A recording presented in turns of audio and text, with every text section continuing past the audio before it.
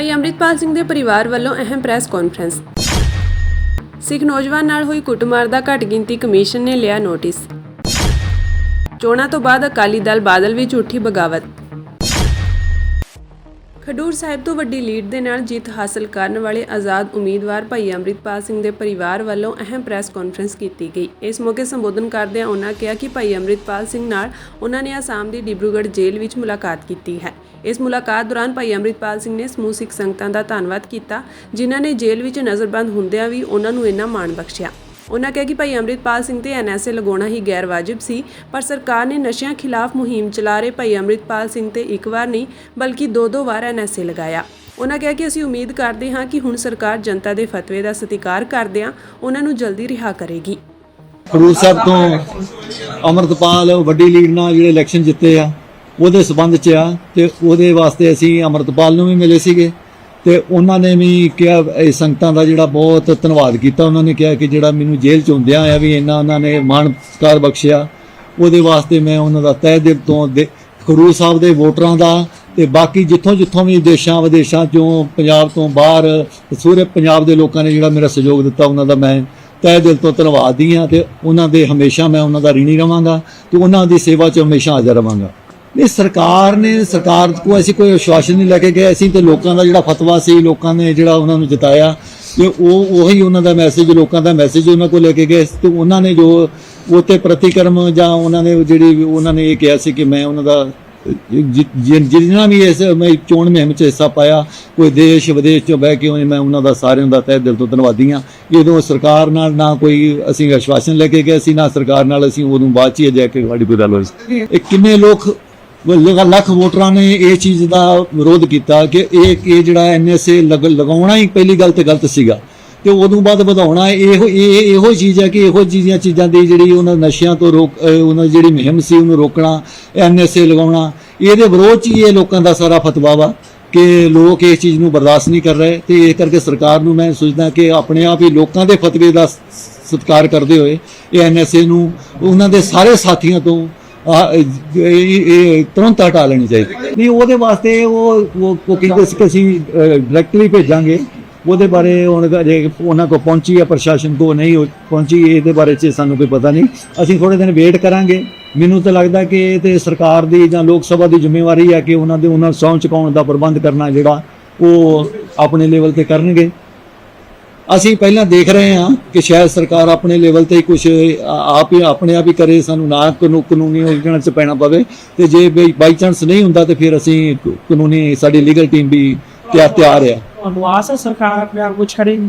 ਮੈਨੂੰ ਲੱਗਦਾ ਹੈ ਕਿ ਲੋਕਾਂ ਦੇ ਫਤਵੇ ਦਾ ਸਤਿਕਾਰ ਕਰਦੇ ਹੋਏ, ਸਰਕਾਰ ਨੂੰ ਜੋ ਲੋਕਤੰਤਰ ਦੀਆਂ ਭਾਵਨਾਵਾਂ ਦੀ ਕਦਰ ਕਰਦੇ ਹੋਏ ਉਹਨਾਂ ਨੂੰ ਆਪਣੇ ਆਪ ਹੀ ਇਹ ਚੀਜ਼ ਤੋਂ NSA ਵੀ ਢਾਉਣੀ ਚਾਹੀਦੀ ਤੇ ਉਹਨਾਂ ਨੂੰ ਜਲਦੀ ਸਹੁੰ ਚੁਕਾ ਕੇ ਜਾਂ ਜੋ ਵੀ ਉਹਨਾਂ ਨੂੰ ਕੰਮ ਕਰਨ ਦੇਣਾ ਚਾਹੀਦਾ। ਮਾਤਾ ਜੀ ਦੇਖੋ ਇਹ ਤੇ ਆ ਵੀ ਹੁਣ ਅਸੀਂ ਤੇ ਕੋਸ਼ਿਸ਼ ਕਰਨ ਦੇ ਵੀ ਜਿੰਨੀ ਵੀ ਜਲਦੀ ਬਾਹਰ ਆਉਣ, ਸਰਕਾਰ ਉਹਨਾਂ ਨੂੰ ਰਿਹਾ ਕਰੇ ਤੇ ਉਹ ਆਪਣਾ ਜਿਹੜਾ ਛੱਡਿਆ ਹੋਇਆ ਕੰਮ ਹੈ ਉਹ ਆਣ ਕੇ ਆਪ ਸ਼ੁਰੂ ਕਰਨ। ਬਾਕੀ ਉਹਨਾਂ 'ਚ ਅਸੀਂ ਮਿਲੇ ਸੀ, ਉਹਨਾਂ ਕਿਹਾ ਤੁਸੀਂ ਸੰਗਤ ਦਾ ਧੰਨਵਾਦ ਕਰੋ। ਉਹ ਅਸੀਂ ਪਿੰਡਾਂ 'ਚ ਜਾ ਕੇ ਸਾਰੀ ਸੰਗਤ ਦਾ ਤਹਿ ਦਿਲੋਂ ਧੰਨਵਾਦ ਕਰਾਂਗੇ ਤੇ ਬਾਕੀ ਉਹ ਜਿਹੜੇ ਜਲਦੀ ਸਰਕਾਰ ਨੂੰ ਸਾਡੀ ਅਪੀਲ ਹੈ ਵੀ ਜਲਦੀ ਉਹਨਾਂ ਦੀ NSA ਹਟਾ ਕੇ ਰਿਹਾਈ ਕੀਤੀ ਜਾਏ ਤੇ ਆਪਣਾ ਜਿਹੜਾ ਆਣ ਕੇ ਸਾਨੂੰ ਆਪ ਕਰਨ ਸ਼ੁਰੂ ਕਰਨ। ਜੇ ਸਰਕਾਰ ਜਲਦੀ ਉਹਨਾਂ ਨੂੰ NSA ਨਹੀਂ ਛੱਪੂ ਕਰਦੀ ਸੀ ਤਾਂ ਬਾਹਰ ਨਹੀਂ ਕੱਢਦੀ, ਤੁਸੀਂ ਖੁੰਨੀ ਚਾਹਵਾ ਦੇ ਸੇ ਬਾਵਦਾਰ ਇਸ ਗਲਤੀ ਦਾ ਵੀ ਕੋਈ ਪ੍ਰੋਗਰਾਮ ਦੇਖੋਗੇ? ਹਾਂਜੀ, ਸੰਗਤਾਂ ਦਾ ਵੀ ਇਹ ਹੁਣ ਤੋਂ ਵੀ ਦਬਾਅ ਕਿ ਜੇ ਸਰਕਾਰ ਨਹੀਂ ਮੰਨਦੀ ਤੇ ਅਸੀਂ ਫਿਰ ਕੋਈ ਵੱਡਾ ਸੰਘਰਸ਼ ਵਿੱਢਾਂਗੇ ਤੇ ਮੇਰੇ ਖਿਆਲ ਹੈ ਕਿ ਸਰਕਾਰ ਨੂੰ ਪੰਜਾਬ ਦੇ ਹਾਲਾਤਾਂ ਦੇ ਅਨੁਕੂਲ ਇਹ ਚੀਜ਼ਾਂ ਕਿ ਇਹੋ ਜਿਹੀਆਂ ਚੀਜ਼ਾਂ ਨਹੀਂ ਉਲਝਣਾ ਚਾਹੀਦਾ। ਉਹਨਾਂ ਨੂੰ ਤੁਰੰਤ ਇਹ ਫੈਸਲਾ ਲੈਣਾ ਚਾਹੀਦਾ ਕਿ ਇਹ ਕਾਰਨ ਕੀ ਹੋ ਸਕਦਾ ਹੈ ਆਪਣਾ ਮੁੱਦਾ ਆਪਣਾ ਜਨਤਾ ਦਾ ਜਨਾਬਤਾ ਹੀ ਫੈਸਲਾ ਸੀ ਸਾਰਾ ਉਹ ਕਰਦੀ ਬਾਹਰ ਵੀ ਆਪਣਾ ਕਿਉਂ ਨਹੀਂ ਕੱਢੇ ਜਾਣੇ, ਕਿਉਂ ਸਰਕਾਰਾਂ ਜੋ ਬਾਤ ਕਰ ਰਹੀ ਹੁੰਦੀ ਨਹੀਂ ਸਰਕਾਰਾਂ ਦੀ ਇਹ ਪਹਿਲਾਂ ਵੀ ਸਰਕਾਰਾਂ ਕੀਤਾ ਤੇ ਮੇਰੇ ਖਿਆਲ ਹੈ ਕਿ ਹੁਣ ਤੇ ਉਹਨਾਂ ਨੂੰ ਸਮਝਣਾ ਚਾਹੀਦਾ ਵੈਸੇ ਕਿ ਲੋਕ ਫਤਵਾ ਵੀ ਆ, ਲੋਕਾਂ 'ਚ ਦਿਨੋਂ ਦਿਨ ਰੋਹ ਹੋਰ ਵਧੂਗਾ ਜੇ ਉਹ ਬਾਈ ਚਾਂਸ ਉਹਨਾਂ ਨੂੰ ਨਹੀਂ ਛੱਡਦੇ। ਹਰਿਆਣਾ ਦੇ ਕੈਥਲ ਜ਼ਿਲ੍ਹੇ ਵਿੱਚ ਦੋ ਅਣਪਛਾਤੇ ਬਦਮਾਸ਼ਾਂ ਨੇ ਇੱਕ ਸਿੱਖ ਨੌਜਵਾਨ ਦੀ ਕੁੱਟਮਾਰ ਕਰਕੇ ਉਸ ਨੂੰ ਗੰਭੀਰ ਰੂਪ ਵਿੱਚ ਜ਼ਖਮੀ ਕਰ ਦਿੱਤਾ ਸੀ। ਸਿੱਖ ਨੌਜਵਾਨ ਸੁਖਵਿੰਦਰ ਸਿੰਘ ਨੂੰ ਗਲਤ ਸ਼ਬਦ ਕਹਿਣ ਵਾਲੇ ਦੋਸ਼ੀਆਂ ਤੇ ਹੁਣ ਕਾਰਵਾਈ ਦੀ ਮੰਗ ਉੱਠੀ ਹੈ। ਇਸ ਮਾਮਲੇ ਨੂੰ ਲੈ ਕੇ ਹੁਣ ਘੱਟ ਗਿਣਤੀ ਕਮਿਸ਼ਨ ਨੇ ਨੋਟਿਸ ਲਿਆ ਹੈ। ਉਹਨਾਂ ਨੇ ਹਰਿਆਣਾ ਦੇ ਮੁੱਖ ਸਕੱਤਰ ਨੂੰ ਨੋਟਿਸ ਜਾਰੀ ਕਰਕੇ ਰਿਪੋਰਟ ਮੰਗੀ ਹੈ ਕਿ ਇਸ ਮਾਮਲੇ ਵਿੱਚ ਕੀ ਕੀਤਾ ਗਿਆ ਹੈ। ਇਸ ਮਾਮਲੇ ਤੇ ਕੌਮੀ ਘੱਟ ਗਿਣਤੀ ਕਮਿਸ਼ਨ ਦੇ ਚੇਅਰਮੈਨ ਇਕਬਾਲ ਸਿੰਘ ਲਾਲਪੁਰਾ ਨੇ ਦੱਸਿਆ ਕਿ ਉਹਨਾਂ ਨੂੰ ਮੁੱਖ ਸਕੱਤਰ ਨੇ ਭਰੋਸਾ ਦਿੱਤਾ ਹੈ ਕਿ ਮੁਲਜ਼ਮਾਂ ਨੂੰ ਜਲਦੀ ਫੜ ਲਿਆ ਜਾਵੇਗਾ। ਇਕਬਾਲ ਸਿੰਘ ਲਾਲਪੁਰਾ ਨੇ ਕਿਹਾ ਕਿ ਇਹ ਲੋਕ ਸਮਾਜ ਵਿੱਚ ਜ਼ਹਿਰ ਘੋਲਣ ਦਾ ਕੰਮ ਕਰ ਰਹੇ ਹਨ, ਪਰ ਸਿੱਖ ਉਸ ਤਰ੍ਹਾਂ ਨਹੀਂ ਰਹੇ ਜਿਸ ਤਰ੍ਹਾਂ ਉਹਨਾਂ ਨੂੰ ਕਿਹਾ ਜਾ ਰਿਹਾ ਹੈ। ਸਿੱਖ ਦੇਸ਼ ਦਾ ਨਾਂ ਰੋਸ਼ਨ ਕਰ ਰਹੇ ਹਨ। ਲੋਕ ਸਭਾ ਚੋਣਾਂ ਹਾਰਨ ਮਗਰੋਂ ਸ਼੍ਰੋਮਣੀ ਅਕਾਲੀ ਦਲ ਵਿੱਚ ਕਈ ਬਾਗੀ ਸੁਰ ਉੱਠੇ ਹਨ ਤੇ ਸੁਖਬੀਰ ਬਾਦਲ ਨੂੰ ਪ੍ਰਧਾਨਗੀ ਛੱਡਣ ਲਈ ਵੀ ਕਿਹਾ ਜਾ ਰਿਹਾ ਹੈ। ਅੱਜ ਪਾਰਟੀ ਦੇ ਸੀਨੀਅਰ ਆਗੂ ਚਰਨਜੀਤ ਬਰਾੜ ਨੇ ਪਾਰਟੀ ਪ੍ਰਧਾਨ ਸੁਖਬੀਰ ਬਾਦਲ ਨੂੰ ਖੁੱਲ੍ਹਾ ਪੱਤਰ ਲਿਖਿਆ ਹੈ, ਜਿਸ ਵਿੱਚ ਉਹਨਾਂ ਨੇ ਕਈ ਸੁਝਾਅ ਦਿੱਤੇ ਹਨ। ਉਹਨਾਂ ਕਿਹਾ ਕਿ ਤੁਸੀਂ ਪਾਰਟੀ ਪ੍ਰਧਾਨ ਬਣੇ ਰਹੋ, ਪਰ ਪਾਰਟੀ ਦੇ ਵਡੇਰੇ ਹਿੱਤਾਂ ਲਈ ਇੱਕ ਪੰਚ ਪ੍ਰਧਾਨੀ ਬਣਾਉਣੀ ਚਾਹੀਦੀ ਹੈ। ਚਰਨਜੀਤ ਬਰਾੜ ਨੇ ਆਪਣੇ ਪੱਤਰ ਵਿੱਚ ਲਿਖਿਆ ਹੈ ਕਿ ਮੈਂ ਚੋਣਾਂ ਦੇ ਅਗਲੇ ਦਿਨ ਤੋਂ ਤੁਹਾਨੂੰ ਮਿਲ ਕੇ ਬੇਨਤੀ ਕਰਨਾ ਚਾਹੁੰਦਾ ਸੀ, ਪਰ ਤੁਹਾਡੇ ਵੱਲੋਂ ਟਾਈਮ ਨਾ ਮਿਲਣ ਕਰਕੇ ਮੈਨੂੰ ਖੁੱਲ੍ਹੇ ਪੱਤਰ ਰਾਹੀਂ ਸੁਝਾਅ ਦੇਣੇ ਪੈ ਰਹੇ ਹਨ। ਜੋ ਮੈਂ ਲਿਖ ਰਿਹਾ ਹਾਂ ਹੋ ਸਕਦਾ ਹੈ ਤੁਹਾਨੂੰ ਚੰਗਾ ਨਾ ਲੱਗੇ, ਪਰ ਪਾਰਟੀ ਦੇ ਵਡੇਰੇ ਹਿੱਤਾਂ ਲਈ ਤੁਹਾਨੂੰ ਸੁਝਾਅ ਦੇ ਰਿਹਾ ਹਾਂ। ਅੱਤ ਦੀ ਗਰਮੀ ਕਾਰਨ ਲੋਕਾਂ ਦਾ ਬੁਰਾ ਹਾਲ ਹੈ। ਲੋਕ ਘਰੋਂ ਬਾਹਰ ਨਿਕਲਣ ਲੱਗੇ ਵੀ ਡਰਦੇ ਹਨ। ਇਸ ਸਾਲ ਗਰਮੀ ਨੇ ਪਿਛਲੇ ਕਈ ਸਾਲਾਂ ਦੇ ਰਿਕਾਰਡ ਤੋੜ ਦਿੱਤੇ ਹਨ। ਭਿਆਨਕ ਗਰਮੀ ਕਾਰਨ ਕਈ ਸ਼ਹਿਰਾਂ ਵਿੱਚ ਪਾਣੀ ਦੀ ਕਮੀ ਵੀ ਆ ਰਹੀ ਹੈ ਤੇ ਕਈ ਥਾਈਂ ਪਾਣੀ ਦੇ ਕੁਦਰਤੀ ਸਰੋਤ ਵੀ ਸੁੱਕਣ ਲੱਗ ਗਏ ਹਨ, ਜਿਸ ਦਾ ਅਸਰ ਜਾਨਵਰਾਂ ਉੱਤੇ ਪੈ ਰਿਹਾ ਹੈ।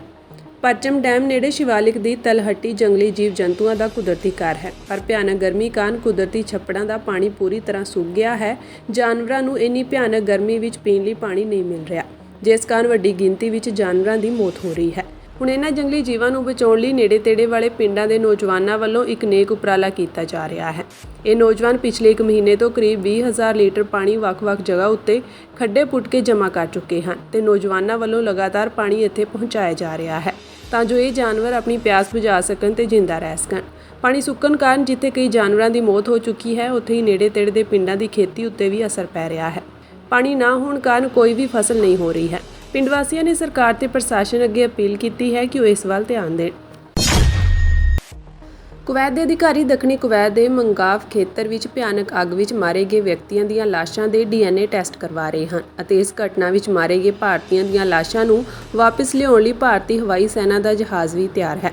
ਵਿਦੇਸ਼ ਰਾਜ ਮੰਤਰੀ ਕੀਰਤਨੀ ਵਰਦਨ ਸਿੰਘ ਕੁਵੈਤ ਪਹੁੰਚ ਗਏ ਹਨ ਅਤੇ ਉਹਨਾਂ ਨੇ ਹਸਪਤਾਲ ਵਿੱਚ ਜਾ ਕੇ ਜ਼ਖਮੀ ਭਾਰਤੀਆਂ ਦਾ ਹਾਲ ਪੁੱਛਿਆ। ਉਹ ਉੱਥੇ ਜ਼ਖਮੀ ਵਿਅਕਤੀਆਂ ਦੀ ਕੀਤੀ ਜਾ ਰਹੀ ਸਹਾਇਤਾ ਦੀ ਨਿਗਰਾਨੀ ਕਰਨਗੇ ਅਤੇ ਮਾਰੇ ਗਏ ਲੋਕਾਂ ਦੀਆਂ ਲਾਸ਼ਾਂ ਨੂੰ ਜਲਦੀ ਵਾਪਸ ਲਿਆਉਣਾ ਯਕੀਨੀ ਬਣਾਉਣ ਲਈ ਕੰਮ ਕਰਨਗੇ। ਅਧਿਕਾਰੀਆਂ ਨੇ ਕਿਹਾ ਕਿ ਮਾਰੇ ਗਏ ਵਿਅਕਤੀਆਂ ਦੀ ਕੁੱਲ ਗਿਣਤੀ 49 ਹੈ ਤੇ ਇਨ੍ਹਾਂ ਵਿੱਚੋਂ 42 ਭਾਰਤੀ ਹਨ। ਬਾਕੀ ਪਾਕਿਸਤਾਨੀ, ਫਿਲੀਪੀਨੋ, ਮਿਸਰੀ ਅਤੇ ਨੇਪਾਲੀ ਹਨ। ਹਰਿਆਣਾ ਸਿੱਖ ਗੁਰਦੁਆਰਾ ਪ੍ਰਬੰਧਕ ਕਮੇਟੀ ਦੀ ਧਰਮ ਪ੍ਰਚਾਰ ਕਮੇਟੀ ਦੇ ਚੇਅਰਮੈਨ ਜਥੇਦਾਰ ਬਲਜੀਤ ਸਿੰਘ ਦਾਦੂਵਾਲ ਨੇ ਕਿਹਾ ਕਿ ਪੰਜਾਬ ਦੇ ਲੋਕਾਂ ਦਾ ਮੋਹ ਰਵਾਇਤੀ ਪਾਰਟੀਆਂ ਤੋਂ ਭੰਗ ਹੁੰਦਾ ਜਾ ਰਿਹਾ ਹੈ। ਇਸ ਦੀ ਇੱਕ ਮਿਸਾਲ ਪੰਜਾਬ ਲੋਕ ਸਭਾ ਚੋਣਾਂ ਵਿੱਚ ਪੰਥਕ ਉਮੀਦਵਾਰਾਂ ਭਾਈ ਅੰਮ੍ਰਿਤਪਾਲ ਸਿੰਘ ਅਤੇ ਸਰਬਜੀਤ ਸਿੰਘ ਦੀ ਰਿਕਾਰਡ ਵੋਟਾਂ ਨਾਲ ਹੋਈ ਜਿੱਤ ਹੈ। ਉਨ੍ਹਾਂ ਕਿਹਾ ਕਿ ਵਿਧਾਨ ਸਭਾ ਜਿਮਨੀ ਚੋਣਾਂ ਅਤੇ ਆਉਣ ਵਾਲੀਆਂ ਚੋਣਾਂ ਵਿੱਚ ਪੰਥਕ ਉਮੀਦਵਾਰ ਮੈਦਾਨ ਵਿੱਚ ਉਤਾਰੇ ਜਾਣਗੇ। ਉਨ੍ਹਾਂ ਕਿਹਾ ਕਿ ਜਲਦੀ ਹੀ ਹਰਿਆਣਾ ਸਿੱਖ ਗੁਰਦੁਆਰਾ ਪ੍ਰਬੰਧਕ ਕਮੇਟੀ ਵੱਲੋਂ ਸਿੱਖ ਪੰਥ ਦਾ ਵੱਡਾ ਇਕੱਠ ਕੀਤਾ ਜਾਵੇਗਾ। ਇਸ ਮੌਕੇ ਪ੍ਰਧਾਨ ਮੰਤਰੀ ਨਰਿੰਦਰ ਮੋਦੀ ਨੂੰ ਸੱਦਾ ਦਿੱਤਾ ਜਾਵੇਗਾ। ਇਸ ਵਿੱਚ ਸਿੱਖ ਪੰਥ ਦੀਆਂ ਆਪਣੀਆਂ ਮੰਗਾਂ ਸੰਬੰਧੀ ਇੱਕ ਚਾਰਟਰ ਪੇਸ਼ ਕੀਤਾ ਜਾਵੇਗਾ। ਉਨ੍ਹਾਂ ਕਿਹਾ ਕਿ ਸਰਕਾਰ ਭਾਈ ਅੰਮ੍ਰਿਤਪਾਲ ਸਿੰਘ ਨੂੰ ਜਲਦੀ ਰਿਹਾ ਕਰੇ, ਹੁਣ ਉਹ ਲੋਕ ਸਭਾ ਦੇ ਮੈਂਬਰ ਹਨ। ਉਨ੍ਹਾਂ ਕਿਹਾ ਕਿ ਹਰਿਆਣਾ ਸਿੱਖ ਗੁਰਦੁਆਰਾ ਪ੍ਰਬੰਧਕ ਕਮੇਟੀ ਦੀਆਂ ਚੋਣਾਂ ਜਲਦ ਕਰਵਾਈਆਂ ਜਾਣ, ਇਸ ਲਈ ਵੋਟਰ ਸੂਚੀ ਵਿੱਚ ਸੁਧਾਰ ਕੀਤੇ ਜਾਣ ਅਤੇ ਹਰਿਆਣਾ ਦੇ ਜਿਨ੍ਹਾਂ ਸਿੱਖਾਂ ਦੀਆਂ ਵੋਟਾਂ ਬਣਨ ਤੋਂ ਰਹਿ ਗਈਆਂ ਹਨ, ਉਹਨਾਂ ਦੀਆਂ ਵੋਟਾਂ ਬਣਾਉਣ ਦਾ ਕੰਮ ਮੁਕੰਮਲ ਕੀਤਾ ਜਾਵੇ। ਉਨ੍ਹਾਂ ਕਿਹਾ ਕਿ ਸਾਬਕਾ ਮੁੱਖ ਮੰਤਰੀ ਹੁੱਡਾ ਵੱਲੋਂ ਬਣਾਈ ਗਈ ਹਰਿਆਣਾ ਸਿੱਖ ਗੁਰਦੁਆਰਾ ਪ੍ਰਬੰਧਕ ਕਮੇਟੀ 8 ਸਾਲ ਤੱਕ ਚੱਲ ਸਕਦੀ ਹੈ। ਫਿਰ ਸਰਕਾਰ ਨੂੰ ਇਸ ਮੌਜੂਦਾ ਕਮੇਟੀ ਦਾ ਕਾਰਜਕਾਲ ਵਧਾਉਣ ਵਿੱਚ ਕੀ ਇਤਰਾਜ਼ ਹੈ। ਕੰਗਨਾ ਰਣੌਤ ਦੇ ਮਾਮਲੇ ਵਿੱਚ ਉਨ੍ਹਾਂ ਕਿਹਾ ਕਿ ਕੰਗਨਾ ਨੂੰ ਆਪਣੀ ਜ਼ੁਬਾਨ ਤੇ ਕਾਬੂ ਰੱਖਣਾ ਚਾਹੀਦਾ ਹੈ। ਜੇ ਉਹ ਗਲਤ ਬੋਲਦੀ ਹੈ ਤਾਂ ਯਕੀਨੀ ਤੌਰ ਤੇ ਪ੍ਰਤੀਕਿਰਿਆ ਹੋਵੇਗੀ। ਉਨ੍ਹਾਂ ਜੰਮੂ ਕਸ਼ਮੀਰ ਵਿੱਚ ਅੱਤਵਾਦੀਆਂ ਵੱਲੋਂ ਸ਼ਰਧਾਲੂਆਂ ਤੇ ਕੀਤੇ ਗਏ ਹਮਲੇ ਦੀ ਨਿੰਦਾ ਕੀਤੀ। ਉਨ੍ਹਾਂ ਕਿਹਾ ਕਿ ਉਹ ਖੂਨ ਖਰਾਬੇ ਵਿਰੁੱਧ ਹਨ। ਸਾਰੇ ਦੇਸ਼ ਵਿੱਚ ਅਮਨ ਸ਼ਾਂਤੀ ਅਤੇ ਭਾਈਚਾਰਾ ਕਾਇਮ ਰਹਿਣਾ ਚਾਹੀਦਾ ਹੈ।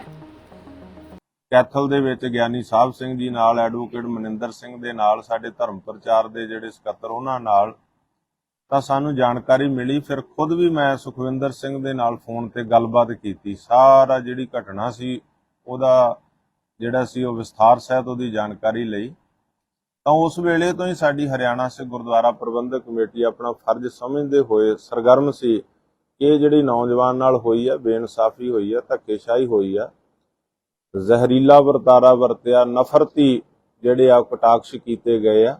ਕਰਨ ਵਾਲੇ ਕੌਣ ਹੈ ਅਜੇ ਤੱਕ ਆਇਡੈਂਟੀਫਾਈ ਨਹੀਂ ਆ, ਕਿਉਂਕਿ ਅਜੇ ਤੱਕ ਉਹ ਗ੍ਰਿਫਤਾਰ ਨਹੀਂ ਹੋਏ। ਜਦੋਂ ਗ੍ਰਿਫਤਾਰ ਹੋਣਗੇ ਫਿਰ ਪਤਾ ਲੱਗੇਗਾ ਕਿ ਉਹ ਕੌਣ ਲੋਕ ਨੇ, ਉਹਨਾਂ ਦੀ ਮਨਸ਼ਾ ਕੀ ਸੀ, ਇਹਦੇ ਪਿੱਛੇ ਸਾਜ਼ਿਸ਼ ਕੀ ਸੀ।